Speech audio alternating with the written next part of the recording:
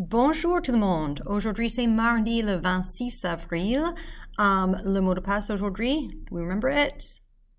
Quelle heure est-il? Quelle heure est-il? We'll be learning how to answer that question today. TPR, again, make sure you're practicing that back on yesterday's slide, numéro 5. Aujourd'hui dans l'histoire, c'est mardi le 26 avril en 1963, il y avait un massacre en Haïti. Haïti avait un dictateur cruel, François Duvalier, ou Papa Doc was what people called him. Pour garder son pouvoir, to keep his power, Papa Doc a commandé les murders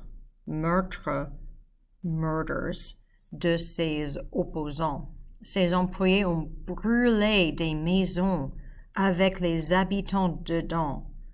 Brûlé des maisons. They burned houses avec les habitants dedans, with the people who live there, inhabitants, still inside. Tuer des autres avec des balles. Tuer, killed. Des balles, bullets. Et kidnapper encore plus. En total, 73 personnes sont mortes ou ont disparu, disappeared. Et voici un documentaire. If you want to watch it, you may. It is in French, but you might pick out a word here and there. It's also interesting, even though it's very sad. Alors voilà, no discussion about that today. Et puis, quelle heure est-il? So this is kind of the big lesson for today and really for the week. Quelle heure est-il? What time is it? To answer the question, quelle heure est-il, we say il est. Il est, say it is en anglais. So to say that it's 3 o'clock or 8 o'clock or 5 o'clock, if it's on the hour, you just say il est 8 heures. It is 8 o'clock. Il est 9 heures. It is 9 o'clock. And when you abbreviate it, you put a little ash here. It stands for the word where we would put a colon, the 2 dots. When you have a digital clock in France, it does still have the 2 dots there. It doesn't look like this, but when you're writing or typing, this is typically how it looks. The word heure means hours, but it actually, in English, we would probably say o'clock. So, il est 8 heures would look like this. It's 8 o'clock. But if it's not the exact hour, let's say it's 8:05 or 9:03 or whatever, the minutes past goes after the word heure. So instead of just saying il est 8 heures, if it's 10 after 8, we would say il est 8 heures 10. 8 heures 10. That's what it looks like, obviously, when we say it, and the abbreviation can look like this. Il est 8 heures 10. When you get to the second half of the hour, you can start subtracting. So that gets a little bit complicated. So, but in English, we do the same thing. We'll say like it's 25 till whatever time.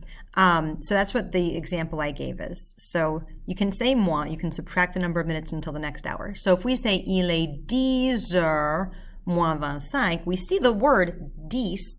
However, if we look at the number itself, since we're subtracting, it's not quite 10 yet.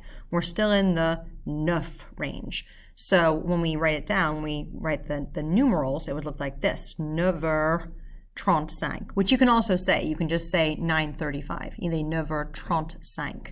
You don't have to do the subtraction thing on the second half of the clock. So this could be il est 10 heures moins 25, so 25 until 10, ou il est 9h35. Either of those work. This is just an option. And you're going to hear that as part of the Edpuzzle, so I wanted to make sure I mentioned it to you.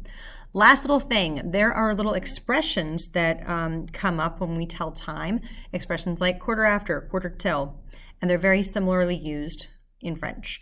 They also use a half past, which maybe you've heard before. I feel like we don't use it a whole lot in American English, but you hear it in British English.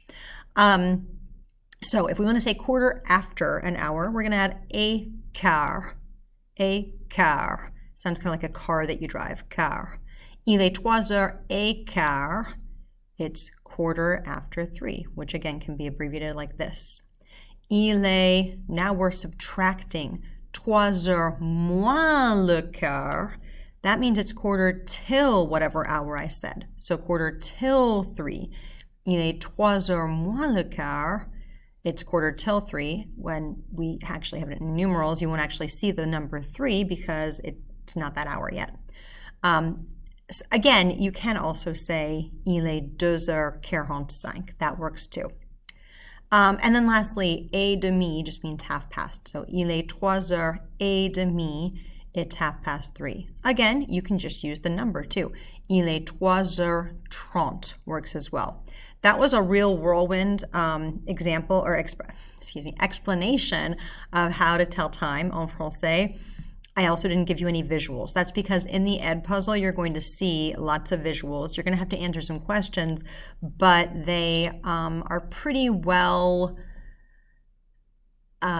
explained. I think you should have an okay time with it. The only thing I would suggest if you're watching this before you do the Ed puzzle is that you take a look when it asks about midnight and noon.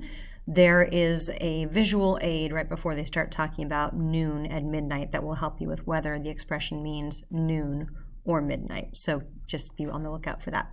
Okay, au revoir tout le monde.